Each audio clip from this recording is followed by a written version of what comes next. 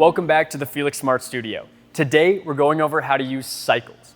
Now, cycles automate your devices to turn on a specific number of times over a specified period of time. These are useful for automations like turning on a fan for 2.5 minutes 8 times a day, or turning on a misting system in your terrarium for 10 seconds every hour of the day. To create a cycle, I will head into the device settings for the device I wish to use in the cycle.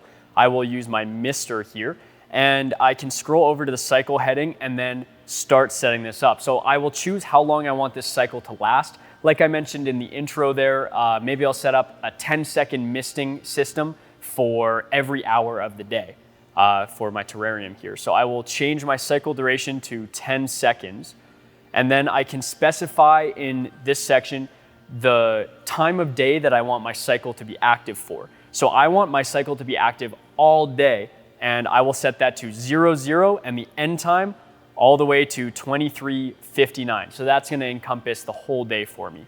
And then for my number of events, if I want to use this cycle for once every single hour of the day, then with 24 hours in the day, I can put my number of events to 24. And then for 10 seconds, once every single hour, I will mist my terrarium. Now I could just save my cycle right here and be done with it and that would work, but I also have the option to go into the cycle calendar at the bottom and use that as an even more advanced tool for automation. Now, if I wanted my cycle to begin at a later date, I could do that with this cycle calendar, or if I want my cycle to not run every single day but skip days, I could also do that here. So if I set my cycle to repeat every one day, what that will do is it will, for example, run it on Monday, skip Tuesday, and run it again on Wednesday. If I wanted to repeat my cycle every 2 days, it would run on Monday, skip Tuesday, Wednesday, and run on Thursday.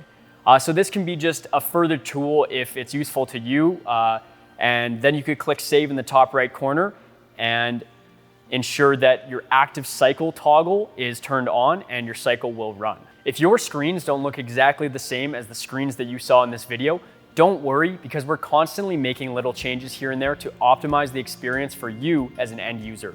I hope you enjoyed this tutorial on how to use cycles. If you have any questions at all, don't hesitate to let us know, and I'll see you later.